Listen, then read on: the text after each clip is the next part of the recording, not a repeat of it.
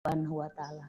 Diinformasikan kepada ibu-ibu semua bahwa Al-Mukarram Pak Ustadz sudah hadir di tengah-tengah kita. Selanjutnya kita ke acara berikutnya yaitu launching odol. Apa itu odol dan bagaimana itu odol? Mari kita simak bersama. Kepada yang terhormat Bu Krida Handayani kami persilahkan.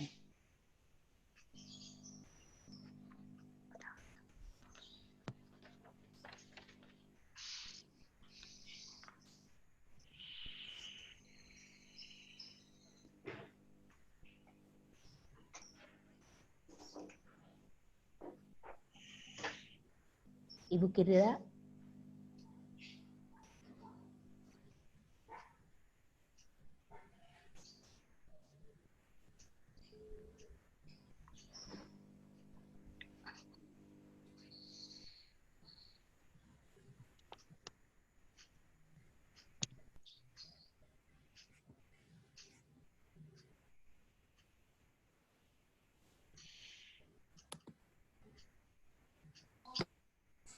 Ibu Krida, apakah sudah bisa dimulai?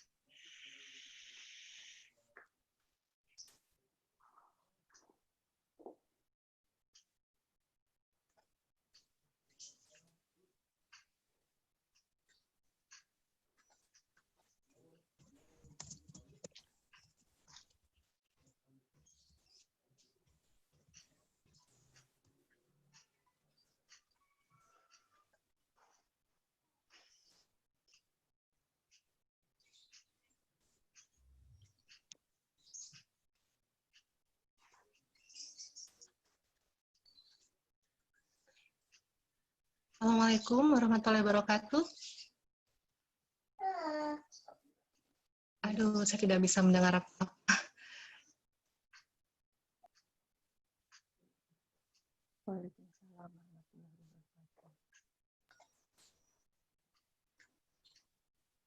Halo. Suaranya bagus Bu Krida, mangga dilanjutkan.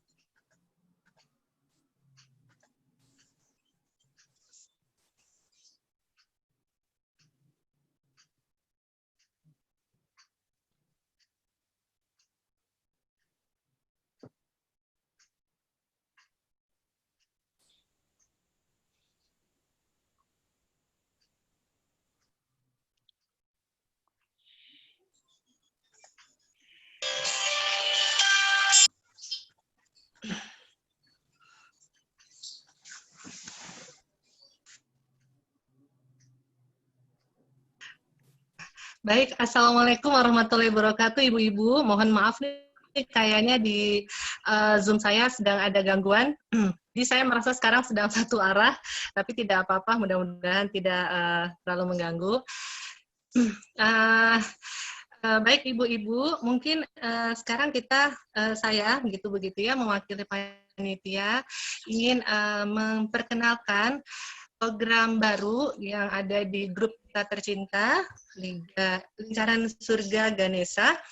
Namanya Odol, Ibu-Ibu. Nah, Odol ini bukan sembarang odol begitu ya, karena odolnya adalah one day, one lembar tilawah Al-Quran. Nah, berikut penjelasannya. Odol ini adalah salah satu program komunitas Liga ITB atau Lingkaran Surga ITB yang bertujuan mengajak ibu-ibu muslimah keluarga ITB untuk bisa konsisten membaca Al-Quran satu lembar sehari beserta terjemahannya. Nah, lalu bagaimana teknis pelaksanaannya?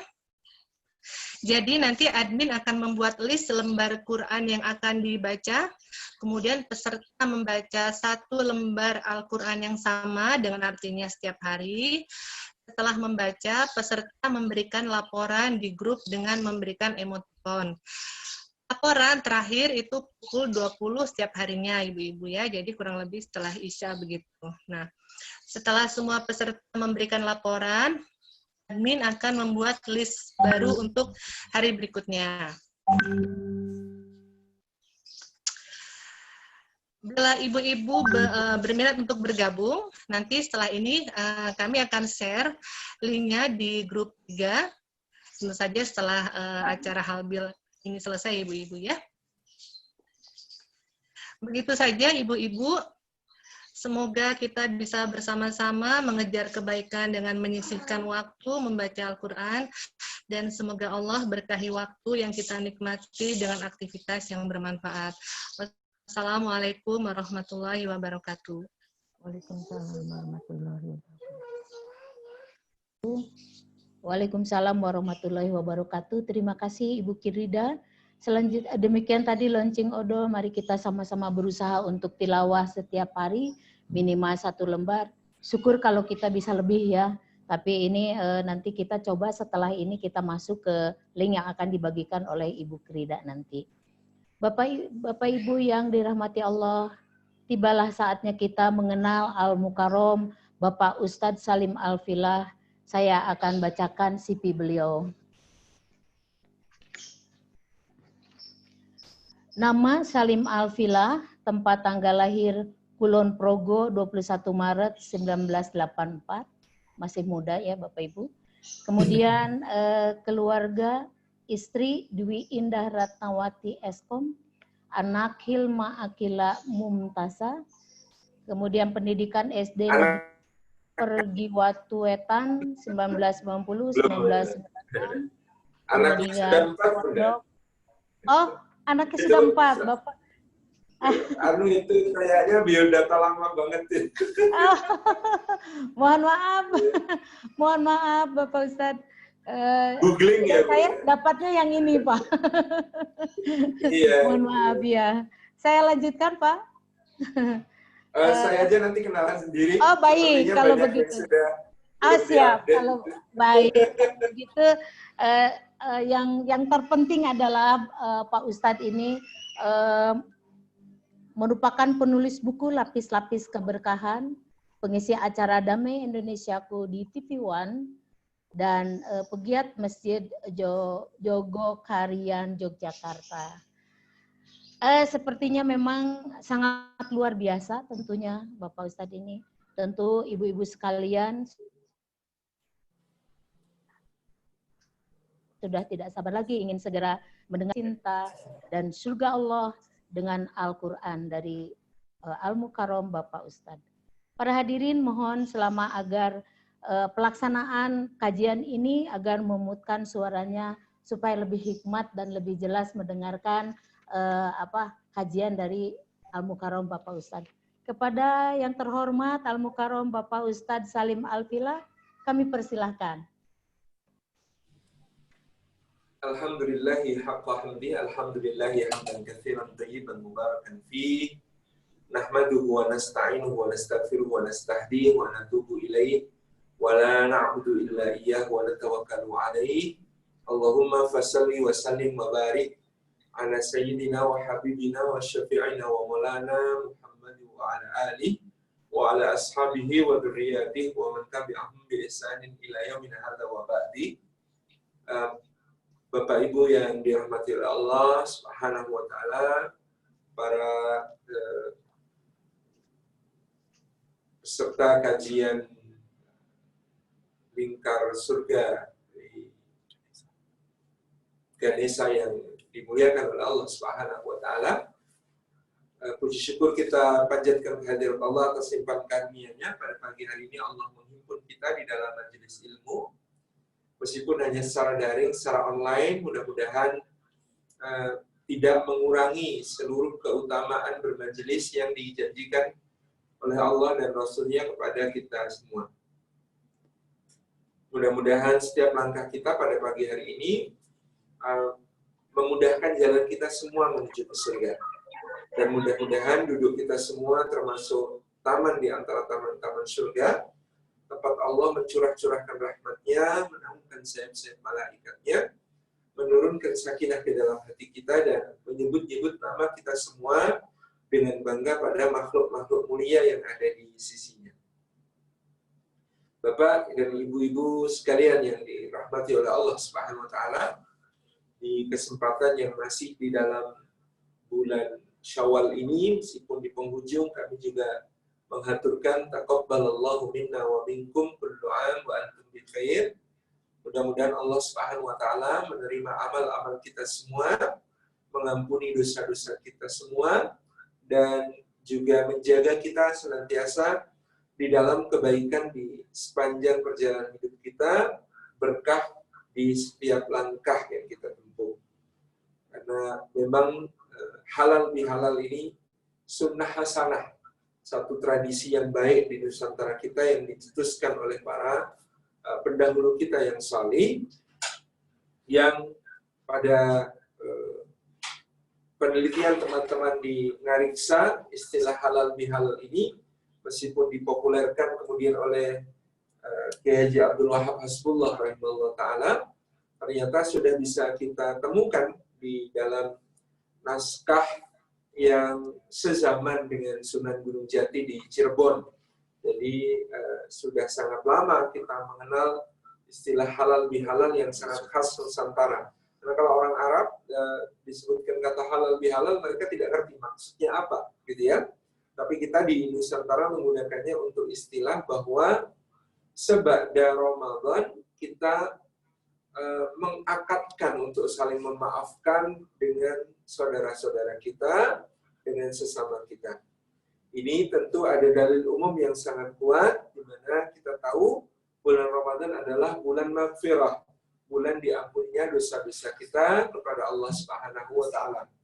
Secara default, Ramadan sendiri sudah menjadi waktu untuk mengampuni dosa.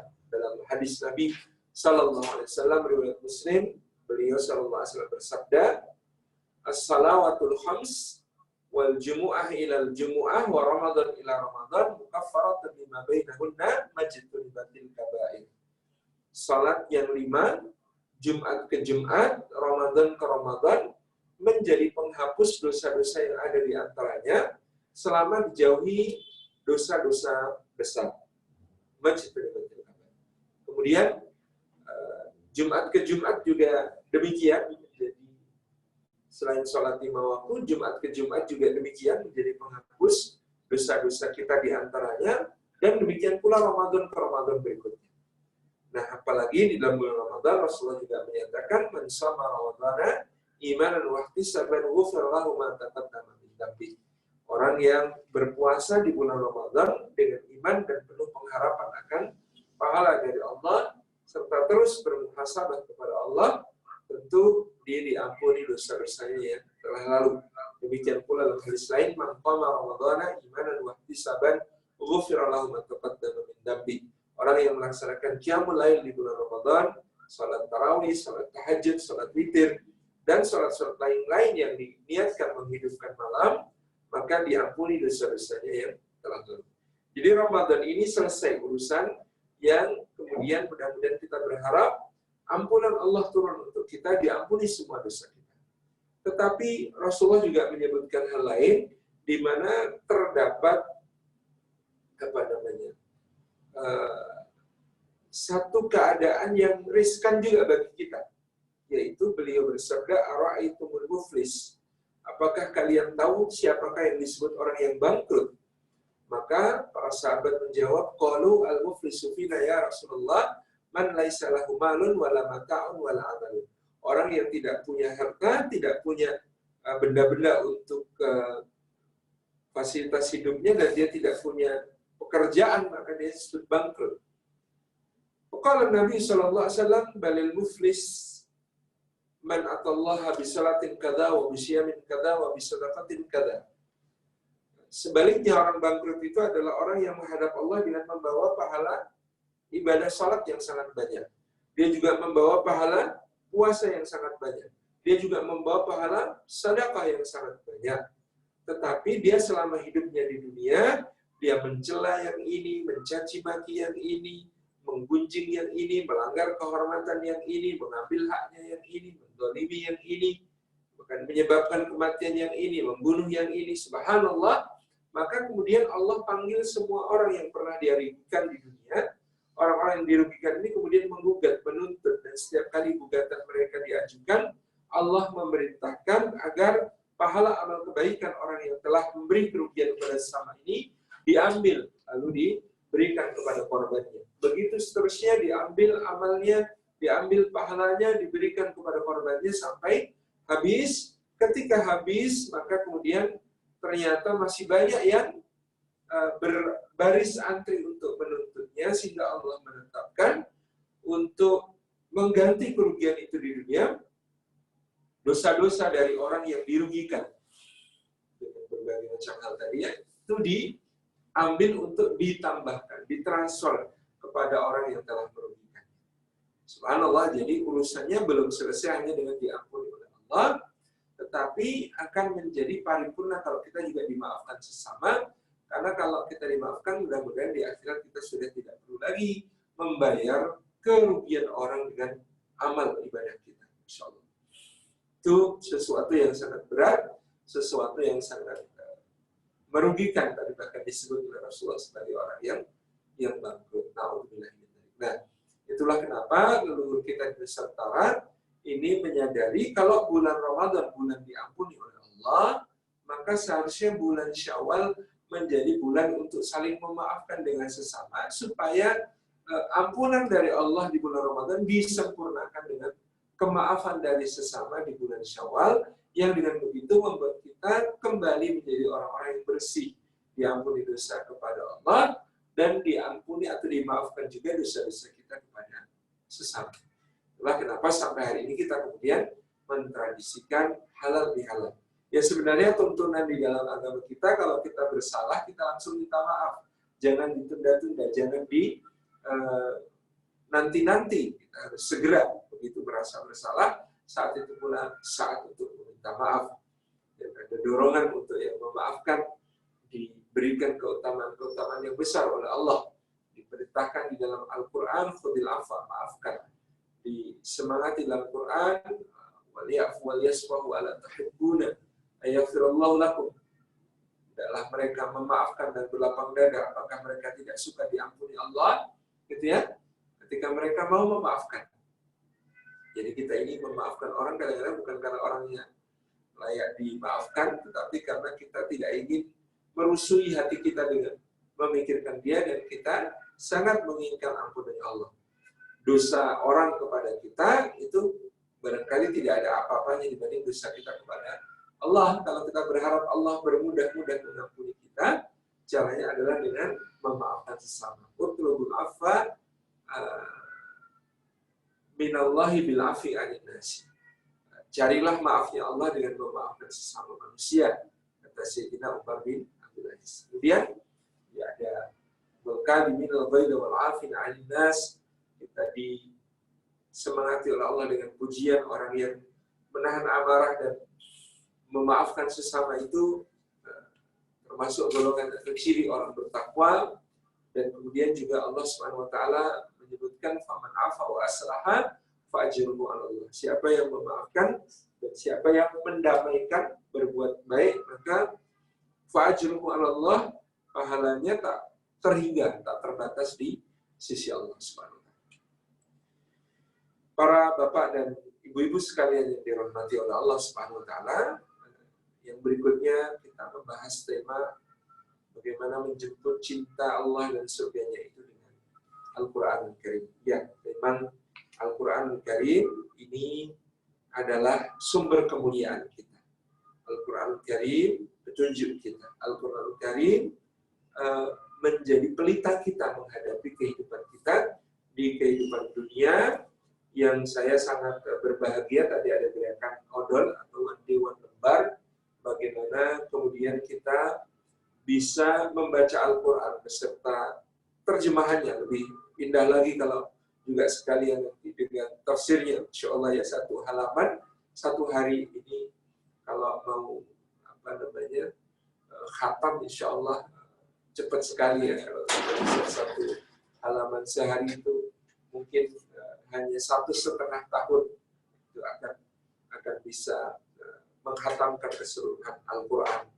Jadi memang salah satu obat hati ya, ibu bapak-bapak yang dirahmati Allah itu ya, tombo hati kata orang Jawa itu dengan maca Quran angen-angen sak maknane.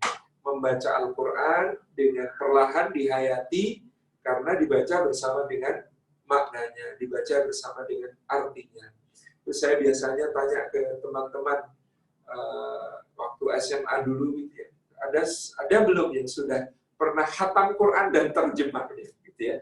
Jadi bukan cuma khatam Quran membaca membunyikan huruf-huruf Arabnya, tapi juga mengerti maknanya dengan menghatamkan terjemahnya. Kami dulu di SMA 1 Jogja didorong oleh guru kami, Ustaz Haji Muhammad Zara'an, itu untuk diantaranya selama sekolah di SMA 1 harus minimal pernah 1 kali khatam seluruh Al-Quran, yaitu khatam bukan cuma bacaan Arabnya, tapi juga dengan artinya.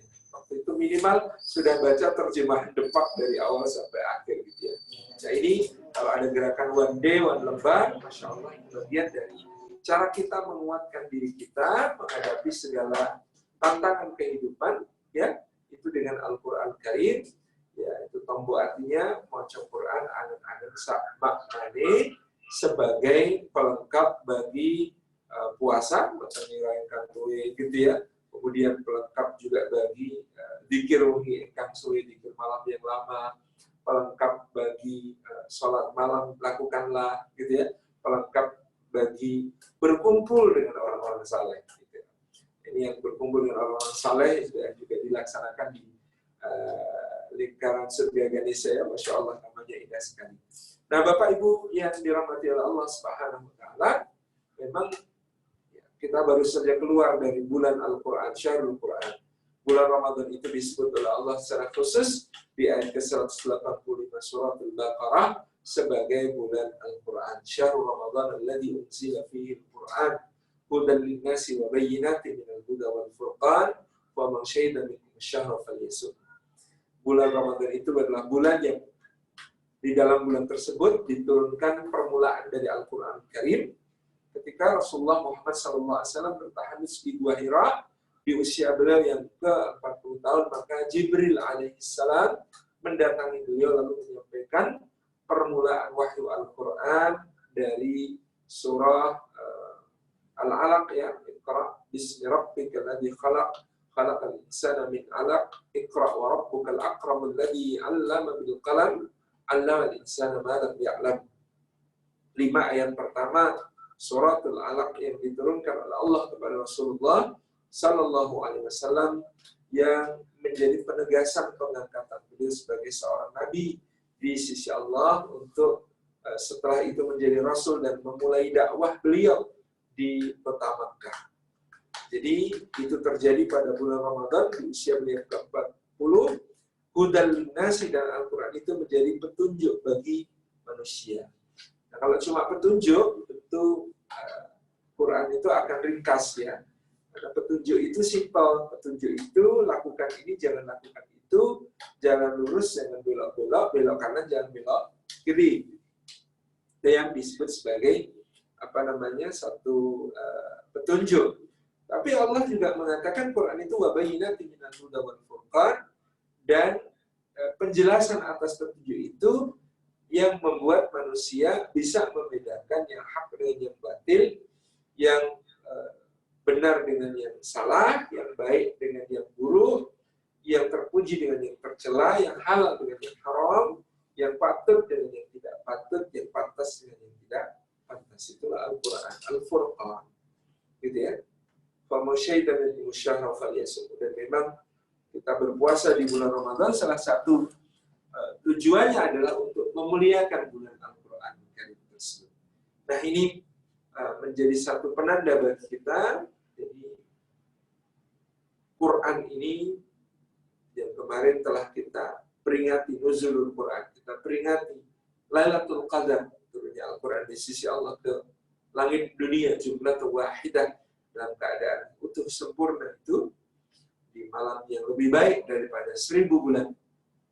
Maka memang di bulan Syawal ini menjadi satu amal yang sangat baik untuk meneruskan tradisi membaca Al-Quran, dan ditambah lagi dengan pemaknaannya dengan gerakan one day one lembar.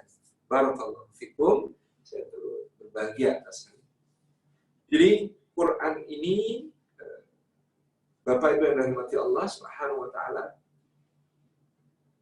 kedudukan kita di sisi Allah bisa kita lihat dari bagaimana kedudukan Al-Quran bagi kita. Semakin seseorang memuliakan Al-Quran, maka demikian pula semakin Allah Subhanahu wa taala memuliakannya di dalam kehidupan dunia dan di akhirat. Maka ada orang-orang yang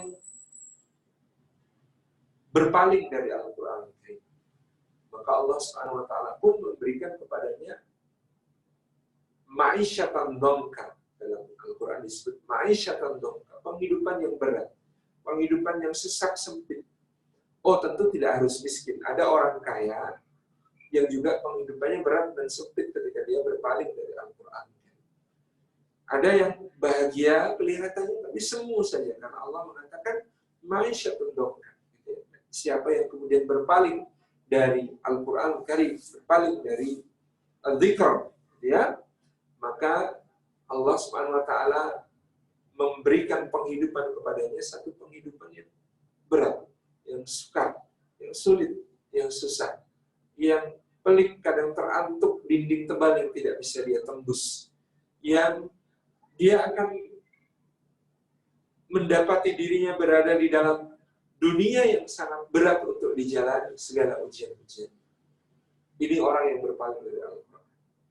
Bagaimana kemudian orang yang menjadikan Al-Quran sebagai tidak dipedulikan seperti yang dikeluhkan oleh Rasulullah SAW dan diabadikan dalam surat Al-Furqan, Rabbi inna qaum ittakhadhu hadzal Qur'ana mahjura. Wahai Rabbku, sesungguhnya kaumku telah menjadikan Al-Quran ini sebagai sesuatu yang tidak dipedulikan. Jadi ada yang berpaling, ada yang menjadikannya sesuatu yang tidak dipedulikan, gitu ya. Nah, kalau kita bagaimana? Maka di dalam surat Ali Imran Allah menyebutkan ada bayanul linnas wa hudan wa mau'izatan lil muttaqin.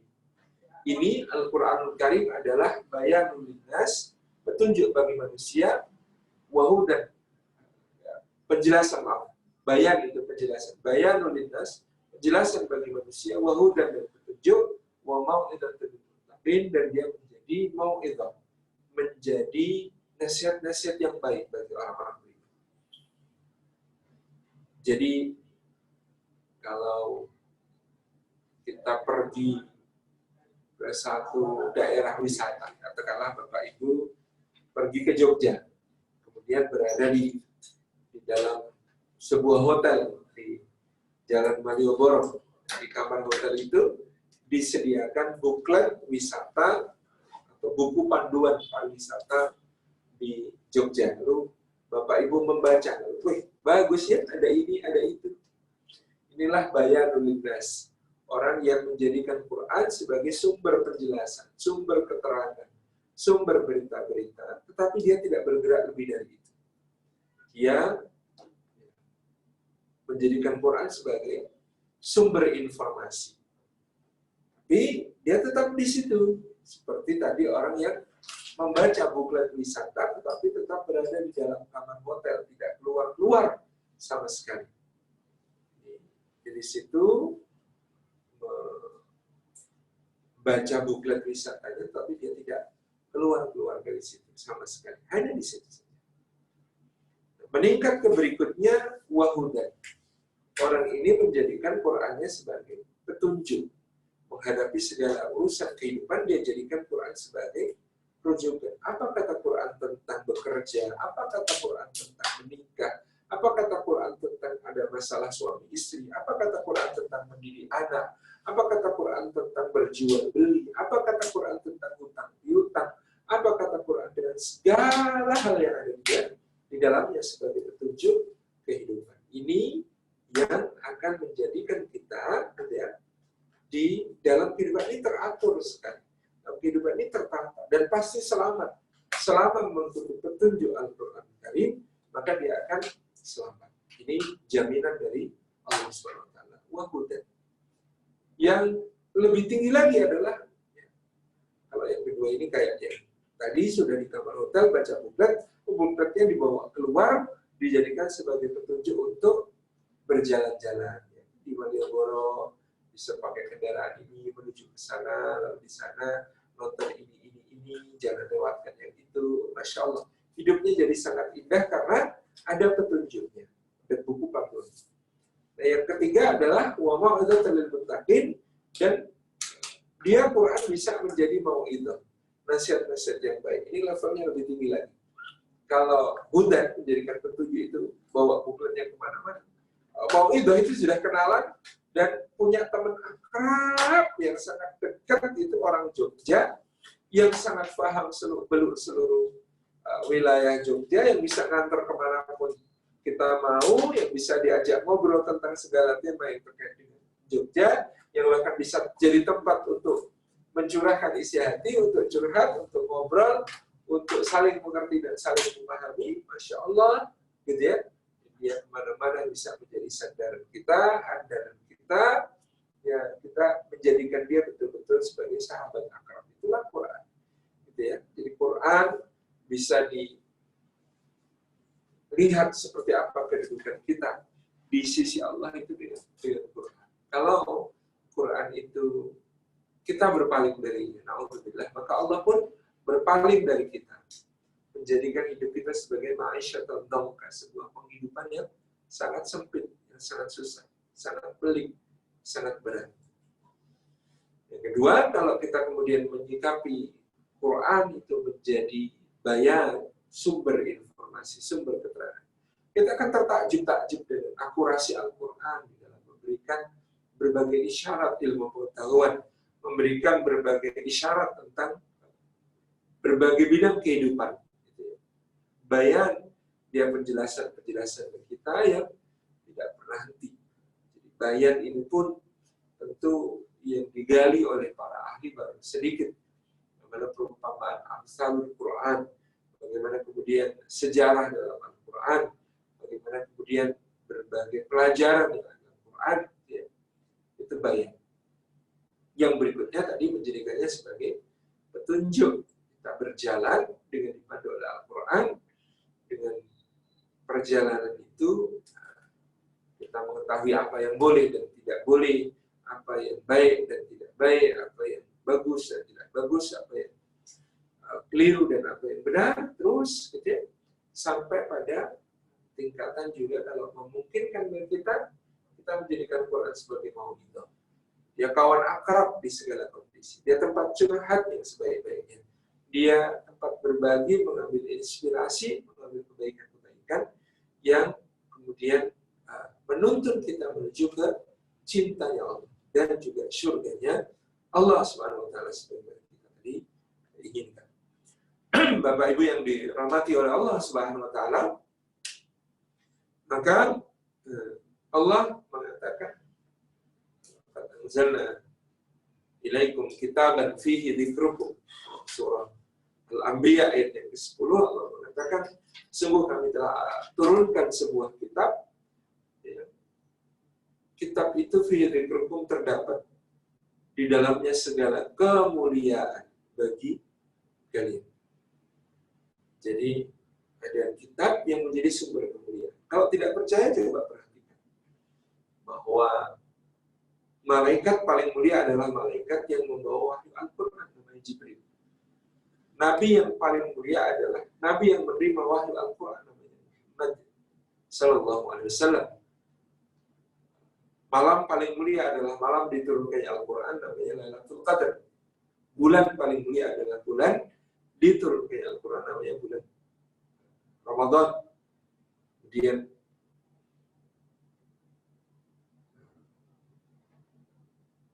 segala sesuatu yang terkait dengan Al-Quran Karim itu mulia. Kota tempat turunnya Al-Quran yaitu Makkah dan Madinatul Munawwarah, dua-duanya menjadi kota yang sangat mulia. Ini adalah keberkahannya Al-Quran. Maka Quran itu yang pertama tadi menjadi ukuran bagi kita, ukuran bagaimana keadaan kita di sisi Allah, juga senilai dengan bagaimana kita memperlakukan Al-Quran. Yang kedua, dia menjadi sumber kemuliaan bagi kita. Semua yang ketempelan Al-Quran itu mulia. Ya, hari atau malam diturunkan Al-Quran, bulan diturunkan Al-Quran, malaikat yang menurunkan Al-Quran, Nabi yang menerima Al-Quran, gitu ya. Kota tempat diturunkannya Al-Quran, semuanya menjadi mulia. Maka berbahagialah orang yang kemudian di dalam dirinya terdapat Al-Quran, baik sebagai hafalan, baik sebagai pemahaman, terlebih-lebih sebagai sebuah pengamalan ya, pada diri seseorang. Itu adalah sumber kemuliaan yang tidak pernah habis. Ya. Dia menjadi kitab fi dzikrikum, kitab yang di dalamnya terdapat sumber kemuliaan bagi kalian. Ini yang penting untuk kita paham. Jadi bahkan nanti di anak-anak kita pun kita perlu menjadikan Quran sebagai prioritas. Sampai seorang ulama mengatakan, ajarilah anak kalian Al-Quran, karena dengan Al-Quran itu dia akan mampu untuk menghadapi seluruh dunia. Karena Quran nanti akan mengajarinya segala sesuatu di zamannya. Jadi karena perkembangan dunia ini juga cepat, kita tidak bisa tidak. Yang kita bekalkan kepada anak-anak adalah nilai yang sawabit, nilai yang tidak berubah, nilai yang selalu akan relevan, nilai yang akan selalu bermakna di setiap zaman. Jadi Quran itu sebagai sumber kemuliaan bagi kita semua. Yang berikutnya adalah Bapak Ibu hormati Allah SWT. Quran ini ruhul hayat, ruh kehidupan. Jadi bagaimana kemudian kita ini kan terdiri dari dua unsur. Ada unsur jasad kita terbuat dari tanah, terbuat dari bumi. Sementara kita juga punya ruh ini berasal dari Allah. Kalau tarikan jasad itu pengennya lama-lama di bumi. Tarikan jasad itu pengennya lama-lama di bumi. Pengen awet, pengen tetap, pengen abadi bahkan. Kita diajak untuk mendekati keabadian oleh dunia. Karena kalau unsur jasad itu asalnya dari bumi. Makanya ada produk yang biar kita lama-lama di bumi ya. Pemutih, pelembab, anti-aging, formula anti penuaan dini, dan seterusnya yang kemudian itu semuanya ini mengajak kita untuk berlama-lama di dunia. Itu tarikan jasad. Ada juga tarikan ruh. Kalau ruh itu seperti perantau karena dia aslinya di sisi Allah. Turun ke dunia untuk mengisi suatu jasad itu adalah perintah Allah SWT. Dia dititahkan oleh Allah untuk turun ke bumi, menyatu dengan ya,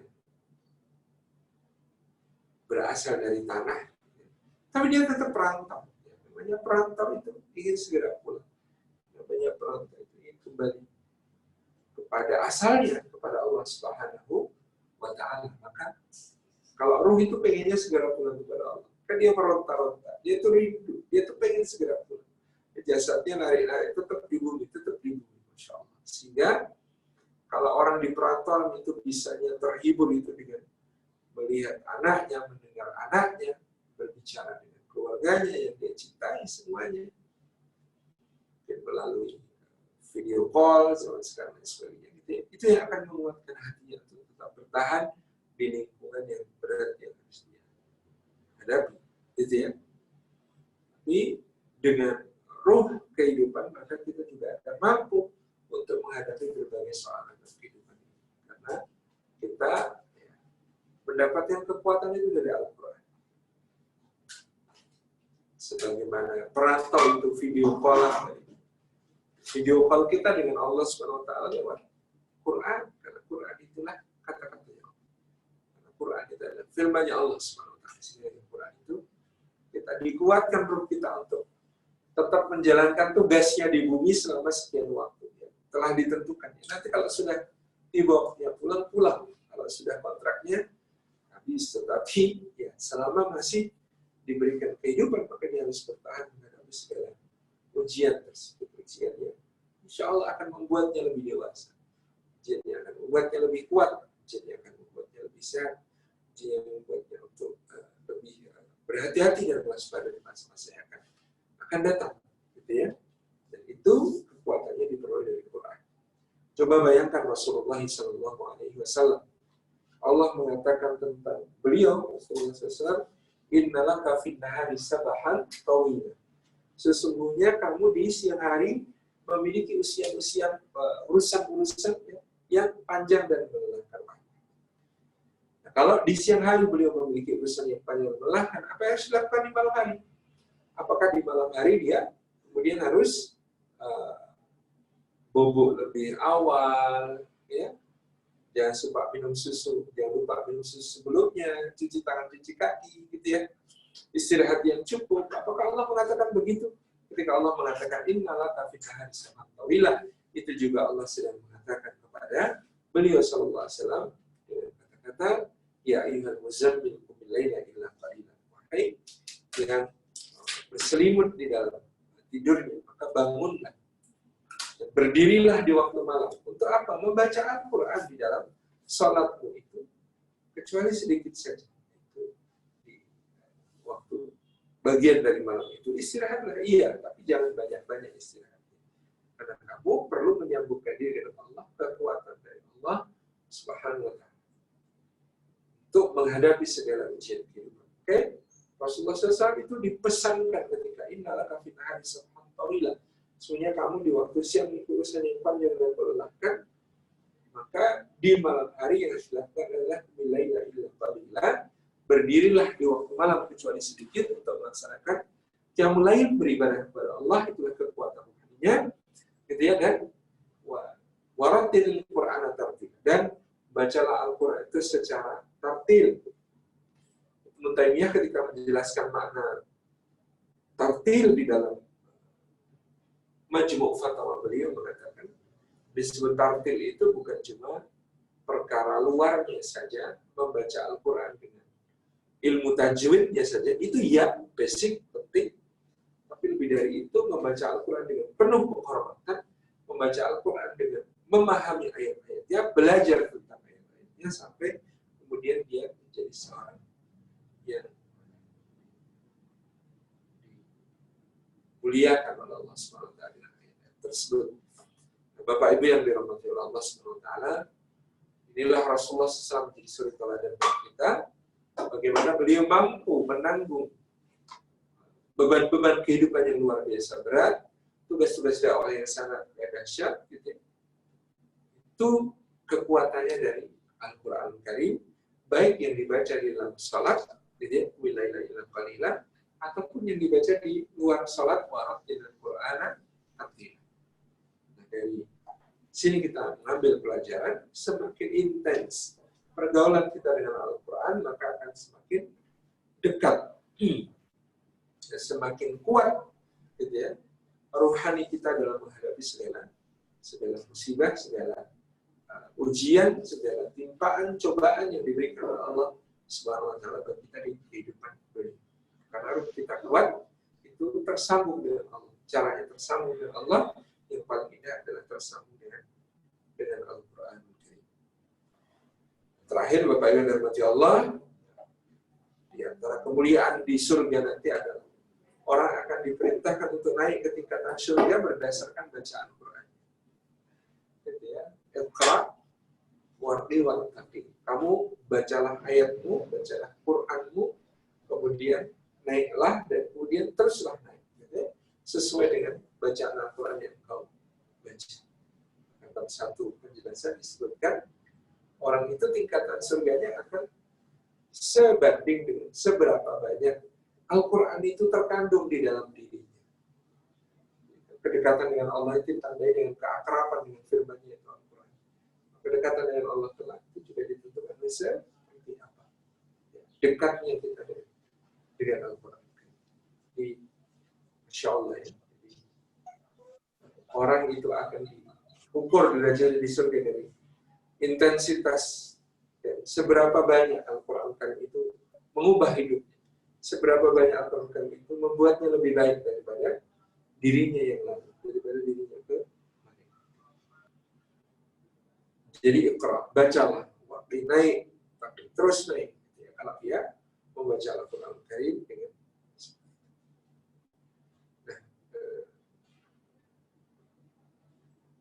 di antara kita mungkin merasa dapat kendala berinteraksi dengan Quran.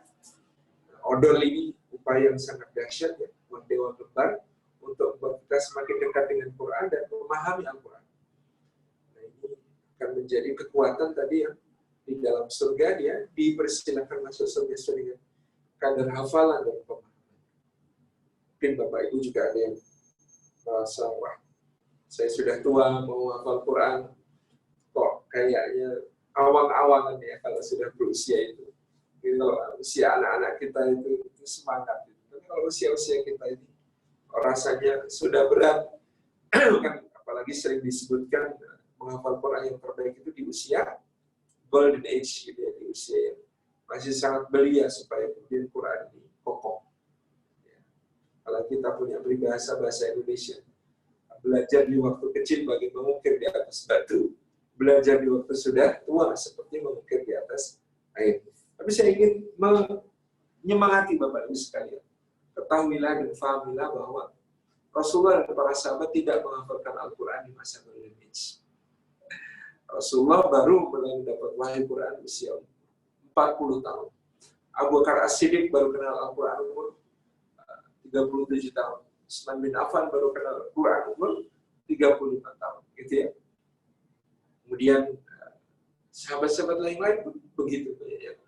Baru terngiang Quran.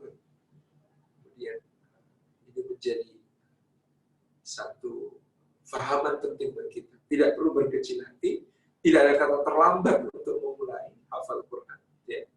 Maka selain one lembar tadi, membaca Al-Quran sambil memahami arti dan maknanya, saya mengusulkan Bapak Ibu juga bisa one day, one ayat untuk dihafalkan. Tapi nggak usah merasa itu berat. Begini, Bapak Ibu dari Allah. Karena ada yang kemudian juga salah. Wah, Ustaz itu ada program menghafal Quran 1 tahun, hafal 30 juz. Ada yang program 6 bulan, ada yang program 3 bulan, atau bahkan ada yang program karantina sebulan bisa hafal Quran. Kalau saya termasuk yang lebih suka menghafal Al-Quran, tidak perlu tergesa-gesa.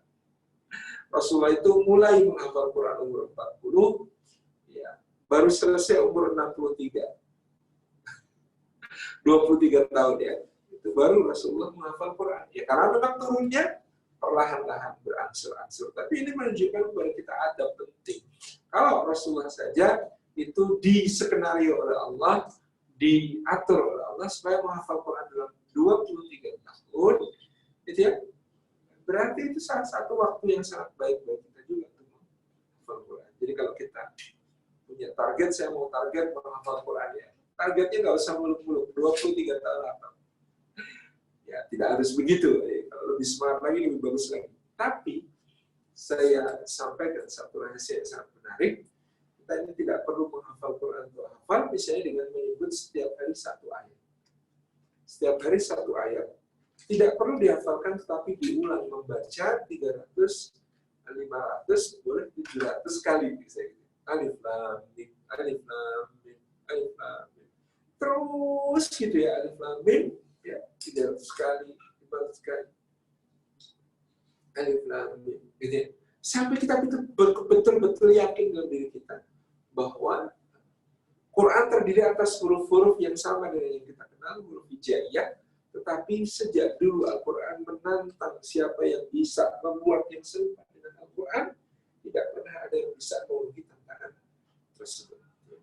Meskipun dia mengerahkan segenap manusia dan bahkan dengan seluruh jin, itu tidak akan pernah seorang bisa menandingi Al-Quran. Itu tantangan Quran terbuka, yang sampai hari ini masih tetap terbuka, yang sampai hari ini tetap ada yang mencoba untuk memenuhi tantangan itu, tapi tidak ada yang pernah bisa sukses untuk membuat yang serupa dengan Al-Quran. Jadi satu hari satu ayat diulang 300 kali, 400 kali. Alif lam mim, alif lam mim, sampai yakin. Dalikal kitabul la raiba fihi hudan lil muttaqin. Dalikal kitabul la raiba fihi hudan lil muttaqin. Diulang setiap dalam satu hari 300 kali, insya Allah hafal sendiri. Nggak usah kemudian dihafal, tapi akan hafal sendiri karena terinternalisasi. Jadi kalau di ilmu pencak silat ada ungkapan, ya, orang yang mempelajari satu jurus, tapi pelajarannya satu jurus diulang 1000 kali, itu akan jauh lebih sakti daripada orang yang belajar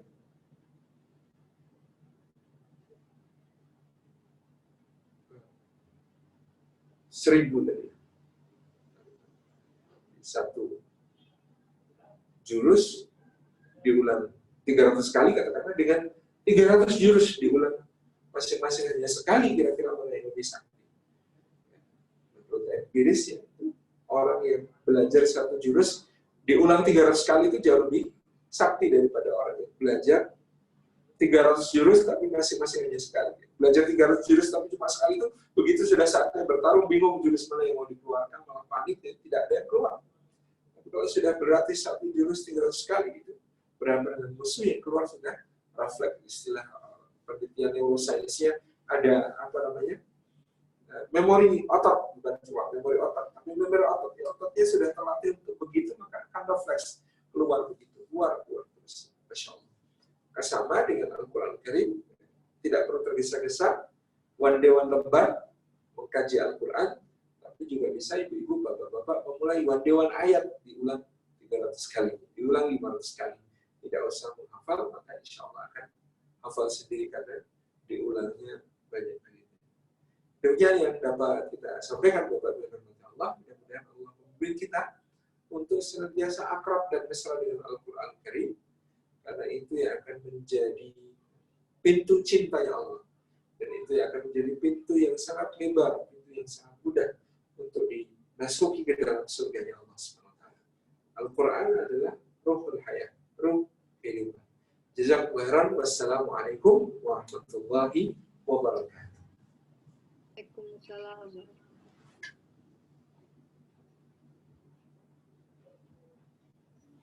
Waalaikumsalam warahmatullahi wabarakatuh. Hadirin yang dimuliakan Allah, demikian tadi paparan dari Pak Ustadz yang sangat inspiratif dan luar biasa ya bagi kita semua. Mohon izin kepada Pak Ustadz, nanti mohon berkenan untuk sesi foto dulu Pak bersama kami. Siap. Baik. Jadi mohon tidak live dulu ya Pak Ustadz. Ada beberapa pertanyaan, tetapi kebetulan tadi jaringannya bermasalah sedikit. Jadi mungkin nanti mohon bantuannya kepada Ibu Fatimah Nur untuk melanjutkan pertanyaannya. Tapi masih sempat saya baca tadi adalah dari Ibu Krida, pertanyaannya seperti ini. Bila interaksi kita dengan Al-Quran sebagian besar masih dengan qiraah, apakah tetap dapat bermanfaat membersihkan hati Pak Ustadz? Insya Allah. Jadi Al-Quran ini bahkan hanya dengan mendengarkannya saja, menyimaknya saja, atau membacanya saja, meskipun bahkan belum mengerti artinya, maka Al-Quran ini memiliki dampak yang baik. Al-Quran ini akan memberikan kepada kita ketenangan, sakinah. Al-Quran ini akan memberikan kepada kita satu, apalagi kalau kita orang yang beriman, itu zadatum imanan, akan bertambah keimanan kita. Meskipun nggak ngerti artinya, tapi nggak tahu aja gitu, terasa sekali. Tapi tentu saja jauh lebih utama, seperti yang Bapak Ibu lakukan, one day, one lembar, kita bisa mengkaji, memahami isi dari apa yang kita baca, itu akan jauh lebih baik lagi. Subhanallah, walhamdulillah, Pak Ustadz. Selanjutnya pertanyaan dari Ibu Ati. Bagaimana cara menumbuhkan semangat dan selalu istiqomah agar rutin membaca Al-Quran, Pak Ustadz? Yang pertama, kita perlu punya mushaf yang betul-betul kita akrabi dan kita sayangi. Nah, ini tipsnya teknis sekali tapi penting. Karena kalau kita ganti-ganti mushaf, kita nggak ada ikatan. Kita nggak ada ikatan dengan Al-Quran. Ikatan kita sih dengan Al-Quran sih, bukan dengan mushaf, tetapi dengan memilih mushaf yang kita cocok, kita sayangi, buat mata kita nyaman. Ada yang nyaman dengan yang besar kan, ada yang nyaman juga dengan yang sedang, yang kecil. Ya, boleh dipilih mana yang kira-kira menjadi yang paling nyaman. Lalu tetapkan kita kalau ngaji pakai itu tadi, mungkin juga sekaligus yang ada terjemahnya gitu ya. Kita ngaji pakai itu, baca terjemah di situ. Nah, ini yang pertama. Kemudian yang kedua, tetapkan jadwal yang memudahkan, ringan. Misalnya selain one day one lembar, baca satu halaman beserta terjemahnya, tapi kita juga kemudian bisa tadi yang disebutkan tilawah yang tetap kita punya jadwal rutin supaya misalnya bisa khatam sebulan. Makanya kita sehari baca satu juz. Kita bisa bagi-bagi setiap habis sholat. Misalnya karena satu juz itu 20 halaman, ya. Misalnya ba'da subuh agak longgar waktunya, kita baca 10 halaman. Ba'da duhur karena mungkin masih di kantor ribet gitu ya, maka mungkin kita 2 halaman. Kemudian ba'da asar sudah persiapan pulang dan sebagainya, agak ribet, nggak usah, nggak apa-apa. Ba'da maghrib kita punya waktu sampai isya, ya enggak, mungkin berapa halaman. Ba'da isya sebelum tidur berapa halaman. Kita bisa bagi dari jadwal kita dalam sehari-hari itu, mana waktu-waktu untuk Al-Quran, mana waktu-waktu yang bisa kita alokasikan. Karena kalau tidak dijadwal, mengalir saja, maka tidak akan tercapai targetnya. Jadi kita harus punya planning, punya program, ya, untuk mencapai target-target tertentu di dalam membaca Al-Quran tersebut. Yang ketiga, tipsnya ya juga mengkondisikan keluarga untuk mensupport program kita. Jadi ya, anak-anak juga dikondisikan, ya, pasangan juga dikondisikan untuk sama-sama punya target-target dalam membaca Al-Quran Karim. Yang berikutnya ya tipsnya ikut program. Ya, ada program one day one juz, ada program one day one lembar, one day one ayat untuk menghafal dan sebagainya. Silakan bergabung. Nah, ini ibu-ibu sudah punya klub untuk one day one lembar, istiqomahkan untuk bisa saling menguatkan, saling mengingatkan, karena biasanya kita ya, kalau ada lingkungan yang kondusif menjadi lebih ringan.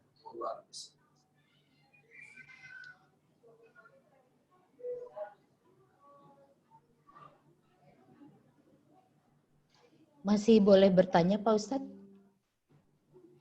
Iya, satu terakhir itu. Oh, satu terakhir. Wah, satu terakhir. Ini pertanyaannya banyak, Pak. Boleh 3 ya sekaligus? Saya bacakan. Baik. Yang pertama adalah, boleh tidak ketika sholat sambil membaca Al-Quran sekaligus sambil memperlancar hafalan Al-Quran? Yang kedua, Al-Quran adalah petunjuk hidup kita. Ada yang mengatakan kalau kita ingin mendapatkan petunjuk, buka Al-Quran tanpa pilih-pilih. Dan insya Allah ada jawaban. Benarkah begitu, Pak Ustadz? Nah, kemudian yang ketiga adalah, mohon maaf ini kepada teman-teman semua belum bisa membacakan semuanya ya. Nah, yang selanjutnya adalah, apakah kita membaca Al-Quran tapi masih ada tajwid yang belum benar, bagaimana hukumnya Pak Ustadz? Itu Itu saja barangkali, Ustaz. Bagaimana? Bagaimana? Sebentar, Pak. Ini keburu numpuk lagi. Bagaimana kita membaca Al-Quran, tapi masih ada tajwid yang belum benar. Bagaimana hukumnya? Itu, Pak. Mangga, silakan, Pak. Saya jawab dari yang ketiga, biar nggak lupa. Jadi, yang kita dengar dari Nabi SAW, Al-Mahiru bil-Quran, fama'as safaratil kiramil bararah. Orang yang mahir membaca Al-Quran, maka dia akan senantiasa dibersamai oleh malaikat yang mulia. Jadi ini karomahnya orang yang membaca Al-Quran dengan tampil, dengan lancar, itu dia akan menjadi orang yang disenangi, dicintai oleh para malaikat. Dan malaikat itu akan bersamanya, menjaganya, membimbingnya. Kemudian kalau orang yang waladi yatak, orang yang terbata-bata di dalam membaca Al-Qur'anul Karim, falahu ajrani, maka dia mendapatkan dua pahala. Jadi tidak ada masalah kalau Bapak Ibu merasa ini tajwidnya saya masih belum sempurna, jangan berhenti untuk membaca Al-Qur'an, tetap membaca dengan diniati membaca sekaligus belajar. Memang belajar yang terbaik kalau bisa ada guru yang membimbing. Karena kalau nggak ada guru kita salah juga bablas terus baca ya kan gitu kan. Kalau nggak ada guru yang kemudian mengkoreksi ya kita benar terus baca Qurannya gitu ya. Nah ini pentingnya mungkin sekali kita belajar Quran kepada guru, kita bisa mendatangi guru atau mendatangkan guru tahsin gitu ya ke rumah kita untuk kemudian kita belajar membaca Al-Quran dengan tartil. Kemudian pertanyaan berikutnya, bagaimana dengan membaca Al-Quran ketika salat? Membaca Al-Quran ketika salat itu kita upayakan sebaik mungkin, karena salat ini hubungan yang sangat langsung dengan Allah Subhanahu wa Ta'ala. Nah, kalau kita ya sejauh kemampuan kita upayakan yang paling bagus ketika kita baca Al-Quran di dalam salat. Itulah kenapa ya kita tidak harus memaksakan bacaan yang kita belum hafal ketika kita kemudian baca Al-Quran dalam salat. Kita pilih saja bacaan yang paling menurut kita paling bagus di situ. Kita sudah lancar di situ ya. Itu meskipun ada konsekuensinya jadi hanya kulhu dan kul a'udhu terus ya di dalam salat kita. Tapi tidak masalah gitu ya. Itu akan menjadi tanda cinta kita kepada Allah dan cinta itu akan mendatangkan keridhaan Allah. Nah, tapi dalam sholat sunnah, misalnya sholat tarawih yang panjang, kita bisa membaca surat setelah Al-Fatihah itu sambil dengan mushaf gitu ya. Nah, sekarang sudah ada mushaf stand. Mushaf stand itu yang bisa menyangga mushaf gede untuk kita baca di dalam sholat. Ini diperbolehkan gitu ya. Jadi dulu para sahabat juga punya kebiasaan yang belum begitu hafal Al-Quran, mereka di dalam sholatnya ingin dengan sholatnya itu bisa menghatamkan Quran, maka mereka sambil membuka mushaf. Ya. Kita bisa taruh Quran di depan kita, terutama yang berukuran besar, bisa sambil kita baca. Nah, itu kita bisa lakukan. Jadi ini membaca Al-Quran di dalam sholat. Kemudian satu lagi tadi lupa jadinya. Nomor 2 apa Bunda? Pertanyaannya? Yang tadi yang nomor 2, apa ya tadi? Kalau ingin mendapatkan petunjuk buka, ini. Oh iya, yang buka. Adalah petunjuk hidup kita, Al-Quran itu buka adalah Quran petunjuk secara acak buka. ya. Ya, gitu Pak. Tidak dipilih-pilih begitu Pak. Ini sebagai petunjuk, kenapa? Tidak ada dalilnya dari Quran, tidak ada dalilnya dari Sunnah, tidak ada dalilnya dari yang dilakukan oleh Rasulullah dan para sahabat. Tapi memang sebagian salafus saleh dahulu apabila dia berada dalam keadaan yang bingung, galau, maka dia membuka Al-Quran dan ya karena mereka orang saleh ya, sering yang dibuka itu pas banget sebagai jawaban dari apa yang menjadi kegundahannya, jawaban dari apa kegelisahannya. Tapi ini kayaknya tidak semua orang bisa begitu, ya.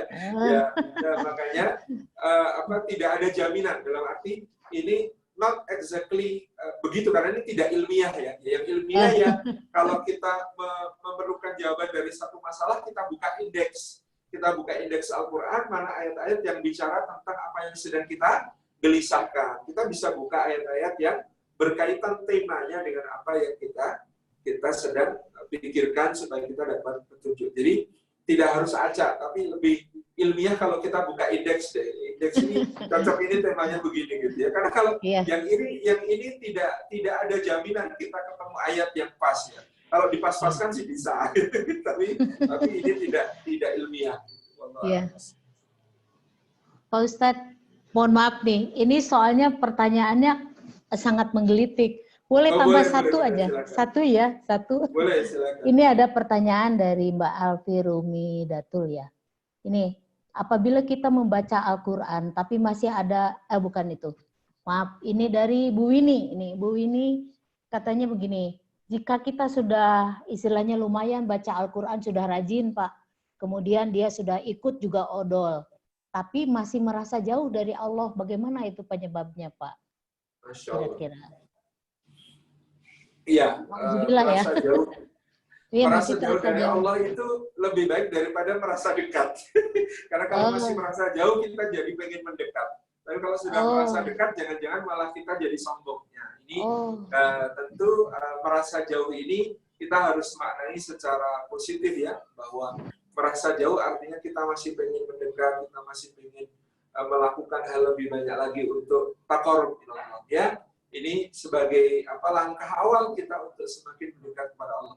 Memang sebaiknya begitu. Jadi ya merasa dekat malah riskan. Kalau kita merasa dekat sama Allah malah berbahaya. Karena bisa jatuh ke dalam kesombongan, padahal dekat atau jauh kita nggak ngerti. Jangan-jangan Allah beda dengan apa yang kita rasakan. Kita merasa, aku tuh merasa dekat banget sama Allah, kata Allah, iya siapa bilang gitu.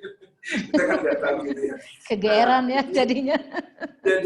Jadi kan lebih baik merasa jauh tapi sebenarnya dekat daripada merasa dekat sebenarnya jauh gitu ya. Ya. Jadi ya memang salah satu cara menjaga kedekatan dengan Allah kan dengan amal ibadah ya, termasuk baca Al-Quran. Maka ya teruskan baca Al-Quran, teruskan untuk semakin intens berinteraksi dengan Al-Quran, maka insya Allah lama-lama Allah SWT akan berkenan kepada kita, lalu dia dekat dengan kita. Jadi kalau di dalam hadis itu begini, hadis qudsi ya, riwayat Imam Al-Bukhari dan Imam Muslim, dikatakan Allah berfirman, hambaku selalu mendekatkan diri kepadaku, itu yang paling aku sukai itu dengan yang fardu. Jadi Allah itu paling suka kalau kita mendekat kepadanya dengan yang amalan fardu. Lalu hambaku terus mendekatkan diri kepadaku dengan amalan yang sunnah. Nah, kalau dia terus mendekatkan diri kepadaku dengan amalan yang sunnah, hatta uhibbahu, sampai aku mencintainya. Kalau aku sudah mencintainya, apa dampaknya kata Allah?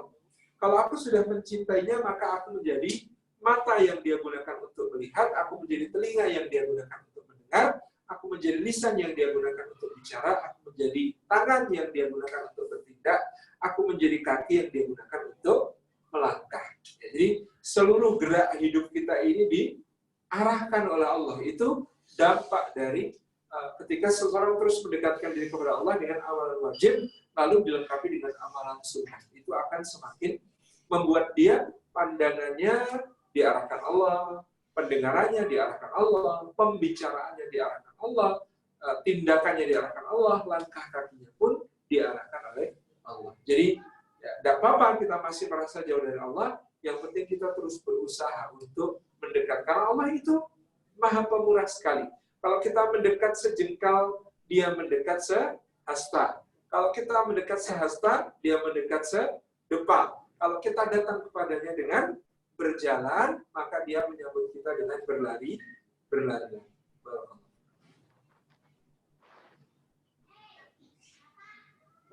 Alhamdulillah, subhanallah, Pak Ustadz,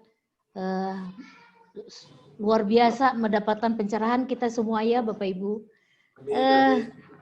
Pak Ustadz, ini sebenarnya waktunya masih banyak, tetapi apakah berkenan menerima pertanyaan? Ini soalnya banyak yang usul gitu, masih berkenan menerima pertanyaan ya Pak Ustadz? Boleh, boleh. Silakan. Boleh, Alhamdulillah Bapak Ibu. Jadi Ya, kita 10 menit maksimal ya Bunda ya. Oh, 10 menit siap. Tapi setelah ini nanti, setelah tanya jawab ini, nanti mungkin Pak Ustadz menutup dengan doa, dan setelah itu baru kita sesi foto. Dan ibu-ibu semua mohon nanti pas sesi foto di itu ya Zoom-nya dibuka ya. Jadi supaya kita nampak wajahnya gitu ya, tidak hanya nama. Baik, pertanyaan berikutnya yaitu dari Ibu Ati Saraswati. Ketika akan sholat malam, ibadah apa yang lebih baik? Apakah membaca Al-Quran, zikir, atau salat tahajud lebih dari 2 rakaat? Kemudian sekaligus ya, Pak Ustadz supaya atau satu-satu Pak Ustadz. Baiknya ini satu-satu ya, biar baik. nggak lupa. Mangga ya. Jadi sunnah yang diajarkan Nabi SAW adalah mengisi sepertiga malam dengan ibadah. Kita itu kalau ngitung sepertiga malam itu seperti apa sih ya? Katakanlah malam itu dimulai dari waktu Isya berakhir waktu subuh. Kita ambil rata-rata saja, misalnya kita 7:30 itu Isya, 4:30 itu subuh.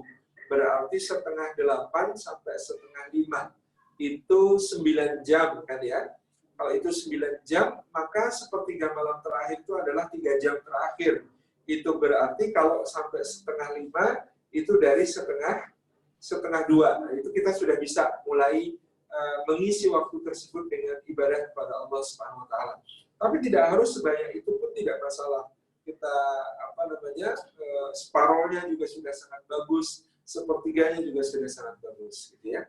Nah, apa yang dituntutkan? Yang pertama bangun kemudian membaca doa. Alhamdulillahilladzi ahyana ba'da ma amatana wa ilaihin nusyur. Kemudian kita berwudu. Jadi setelah bangun, berdoa, kemudian berwudu. Setelah berwudu, kemudian salat 2 rakaat. Nah, ini 3 amalan ini yang disebutkan Rasulullah membuka ikatan setan. Jadi ketika manusia tidur, setan itu membundeli manusia dengan 3 ikatan. Nah, dia akan lepas satu persatu dengan 3 amal tadi. 1 lepas dengan doa, 2 lepas dengan wudu, 3 lepas dengan sholat 2 rakaat. Jadi kalau kita ini punya kebiasaan 3 ini kita lakukan ya di sepertiga malam terakhir, insya Allah kita sehari itu bebas dari bundelan setan. Ya, kita sehari itu bebas dari bundelan setan. Tapi kalau kita cuma bangun, berdoa, wudu, kita kehilangan salah satunya ini, berarti kita hidup seharian itu masih dalam salah satu bundelan setan. Itulah kenapa kita riwah hidupnya. Ini masih ada bundelan setan di hidup kita. Makanya kita bebas kalau 3-3 ini kita amalkan. Terus setelah itu apa yang bisa kita lakukan? Rasulullah SAW biasanya melaksanakan sholat. Jadi setelah 2 rakaat yang terkait dengan bundelan setan ini, kemudian kita bisa sholat, bisa diniati tahajud, diniati qiyamul lail, bisa sholat hajat, gitu ya, bisa sholat taubat, gitu ya, apapun. Pokoknya sholatnya itu sebenarnya mutlak, mau diniatkan apa saja boleh. Yang terpenting dia dilaksanakan sunnahnya ini sepertiga malam terakhir boleh. Jadi mau sholat 8 rakaat, kemudian yang mulai kemudian ditambahi 3 rakaat witir, silakan. Mau 2 rakaat diniati tahajud atau begini, 2 rakaat taubat, 2 rakaat tahajud, 2 rakaat hajat gitu misalnya. Sudah 6 rakaat, kemudian ditambah 1 atau 3 rakaat witir untuk menutup sholat. Silakan.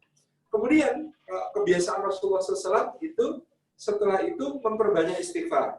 Jadi di sela-sela sholat maupun sesudahnya itu memperbanyak istighfar, karena wal mustaghfirina bil ashar, termasuk amal yang disebutkan sebagai amal yang dicintai Allah adalah memperbanyak istighfar di waktu sahur, gitu ya. Kemudian Rasulullah biasanya menurut Bunda kita Aisyah menghentikan sholatnya kira-kira 50 ayat sebelum subuh. 50 ayat itu berapa menit? 50 ayat itu 10 sampai 15 menit. 10 menit ya. 10 sampai 15 menit sebelum adzan subuh, beliau itu berhenti sholat, kemudian apa? Beliau berbaring, berzikir, banyak istighfar, atau membaca Al-Quran. Jadi ukurannya ya tadi, baca Quran 50 ayat. Itu ya yang beliau lakukan di subuh. Baru kemudian beliau melaksanakan sholat subuh. Demikian Allah. Subhanallah, alhamdulillah. Nah, Bapak Ibu, luar biasa ya kita mendapatkan ilmu yang sangat lengkap. Jadi kita memang biasanya kan tanpa tuntunan, ya sebisa-bisa aja gitu ya. Nah, ini sekarang sudah mendapatkan pencerahan yang sangat luar biasa. Tentu kita bisa melaksanakan lebih baik lagi, Bapak Ibu ya. Nah, selanjutnya ini pertanyaan berikutnya dari Alfi Romidatul. Pak Ustadz, apabila kita belum bisa baca Al-Quran, bolehkah kita membaca dalam bahasa Indonesia? Itu mungkin terjemahannya membaca Latin ya, membaca Latin. Latin mungkin ya maksudnya. Ya itu dibolehkan sebagai jalan untuk menuju tahapan berikutnya. Jadi tidak dibolehkan mutlak, tetapi dibolehkan secara terikat, yaitu untuk proses terus belajar. Dia ya kalau sudah bisa nanti sedikit demi sedikit membaca huruf hijaiyah, membaca huruf Arabnya, maka tetap lebih utama membaca huruf Arabnya. Tetapi ada juga rahasia begini, Bapak Ibu yang dirahmati Allah, kita itu untuk membaca Al-Quran tidak harus bisa baca tulis Arab. Kenapa? Rasulullah saja nggak bisa kok. Memang diberikan oleh Allah keistimewaan untuk tidak membaca dan tidak tulis huruf Arab. Jadi bagaimana sih sebenarnya belajar membaca Al-Quran yang betul itu? Dengan metodenya itu talaki, artinya belajar kepada guru dan menirukan sepersis mungkin. Kan Jibril ngajarin Rasulullah pakai lisan, kemudian Rasulullah menirukan. Rasulullah ngajarin para sahabat pakai lisan. Nah itu baru ada sahabat yang menirukan saja, atau ada sahabat yang kemudian menulis lalu nanti membaca lagi. Tapi pada umumnya sahabat itu menirukan dan menghafal, menirukan dan menghafal.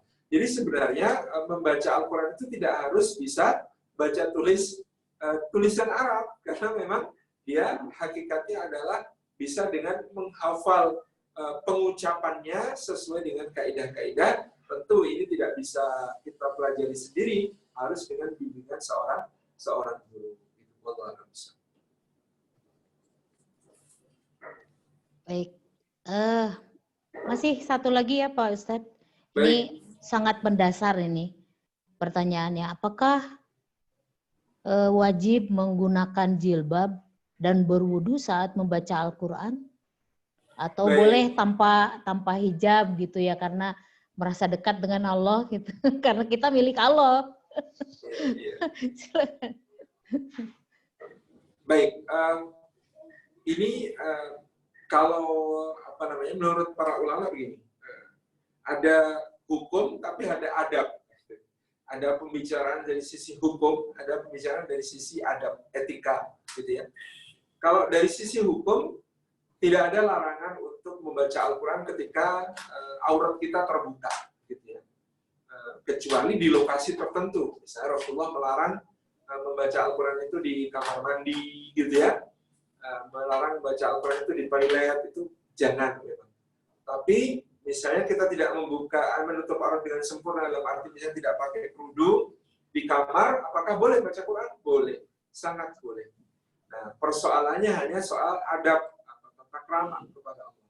Kita ini sedang membaca kalamullah, surat cinta dari Allah, yang Allah sendiri hadir menyimak apa yang kita baca. Kalau kita menghadap ketua RT, menghadap ketua RW, menghadap Pak Camat, menghadap apalagi presiden, tentu kita memilih penampilan yang terbaik.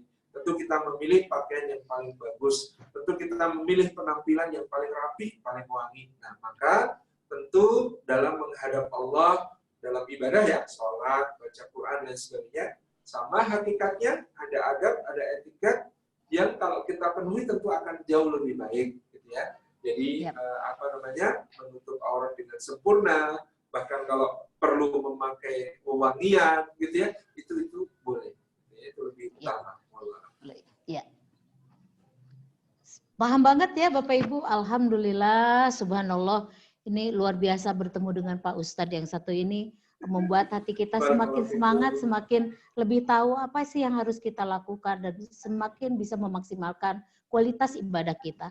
Satu lagi Pak Ustadz, ini kok nambah terus, tapi ini terakhir barangkali ya Pak Ustadz pertanyaannya. Karena ini kan terkait dengan semuanya kajian tentang Al-Quran. Nah, kita mau meminta tip-tip yang paling mudah cara membaca Al-Quran gitu Pak Ustadz. Jadi supaya kita menghafal ya, barangkali bukan membaca Al-Quran. Jadi menghafal Al-Quran, karena apalagi di usia-usia seperti saya Pak Ustadz, kan sudah mulai lemot ya Pak Ustadz. Untuk menghafal Al-Quran itu memang agak, padahal perasaannya terus saja dibaca, tapi kenapa ya agak sulit-sulit untuk menghafal gitu, karena faktor U tadi ya Pak Ustadz. Jadi mohon bagaimana caranya tips hafalan Al-Quran itu dengan mudah begitu Pak, bisa kita mulai belajar menghafal dengan mudah. Mangga Pak Ustadz. Baik, bismillah. Yang pertama, tentukan target. Target itu tidak harus muluk-muluk, karena Allah itu bukan melihat hasil kan ya, Allah itu melihat proses. Jadi yang terpenting kita istiqomah, sehingga kita perlu target. Target ini kita gunakan untuk supaya kita bisa istiqomah. Misalnya dalam satu hari satu ayat, itu target kita. Satu hari nggak perlu banyak-banyak, satu hari satu ayat. Atau kita mau bikin target kita adalah satu pekan satu halaman. Nah, kita tentukan targetnya dulu. Yang kedua, tentukan jadwal.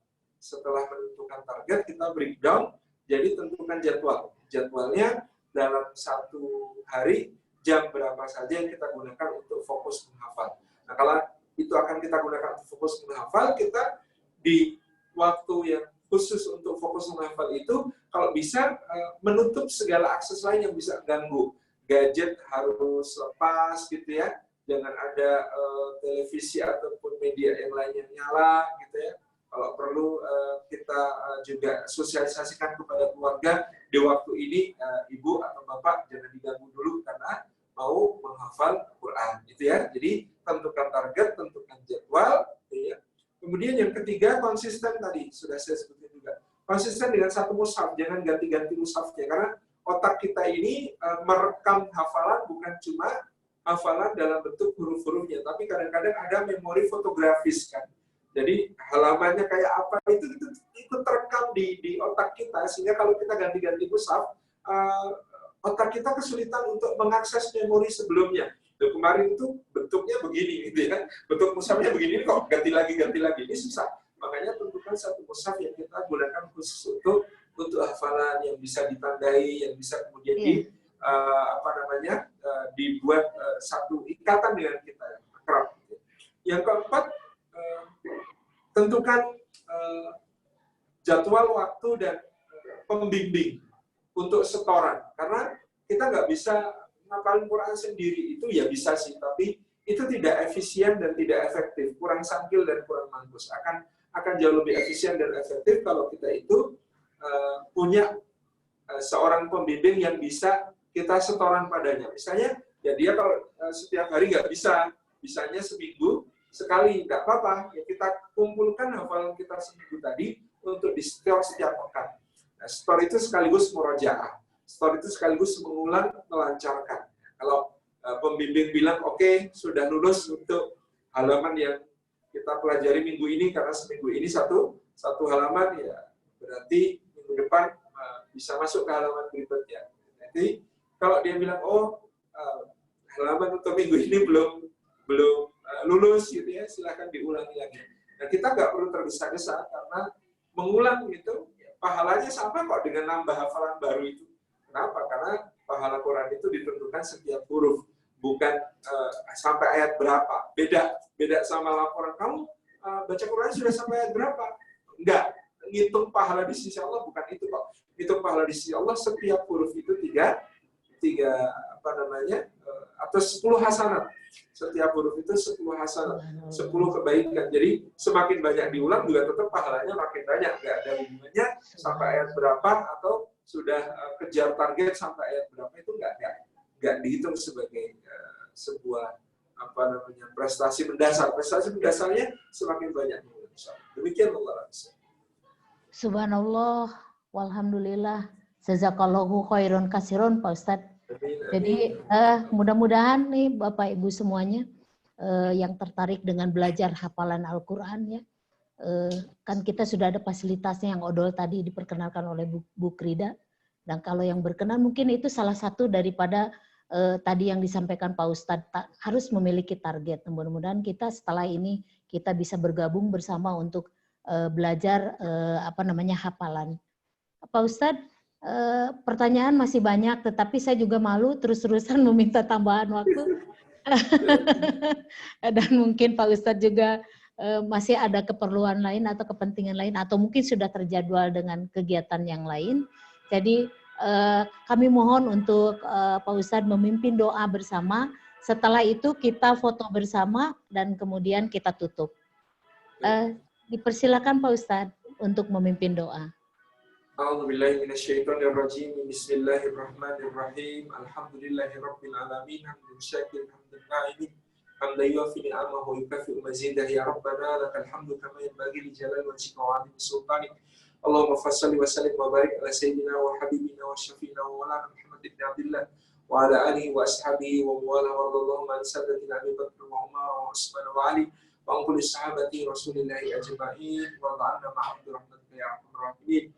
Allahumma fil mu'minina wal mu'minat wal muslimina wal muslimat al ahya'i minhum wal amwat innaka sami'un qaribun mujibud da'wati ya qadiyal hajat. Rabbana fir lana wa li ikhwanina alladhina sabaquna bil iman wa la taj'al fi qulubina ghillan lil ladzina amanu rabbana innaka ra'ufur rahim. Allahumma aslina dinana alladhi wa ismatu amrina wa aslina dunyana allati fiha ma'ashuna wa aslina akhiratana allati ilaiha ma'aduna. Allahumma inna nas'aluka ridhaka wal jannah wa na'udzubika min sakhatika wan nar. Allahumma inna nas'aluka al-huda wal tuqa wal 'afafa wal ghina. Allahumma inna nas'aluka salamatan fid din wa 'afiyatan fil jasad wa barakatan fil rizqi wa ziyadatan fil 'ilmi wa tawbatan qabla al-maut wa rahmatan 'inda al-maut wa maghfiratan ba'da al-maut. Allahumma hawwin 'alaina fi sakratil maut wa najatan min nar wa 'afwa 'inda al-hisab. Rabbana hab lana min azwajina wa dhurriyyatina qurrata a'yun waj'alna lil muttaqina imama. Rabbana atina fid dunya hasanah wa fil akhirati hasanah wa qina 'adzaban nar wa adkhilna al-jannata ma'al abrar. Ya Aziz ya Ghafar ya Rabbal Alamin. Subhana rabbina rabbil izzati amma yasifun wa salamun alal mursalin walhamdulillahi rabbil alamin. Alhamdulillahirabbil alamin. Amin. Kepada panitia silakan mari kita sesi foto. Mungkin kepada Bapak Ibu yang masih videonya di stop, dibuka dulu supaya kita bisa mendapatkan foto ya, hasil foto yang baik.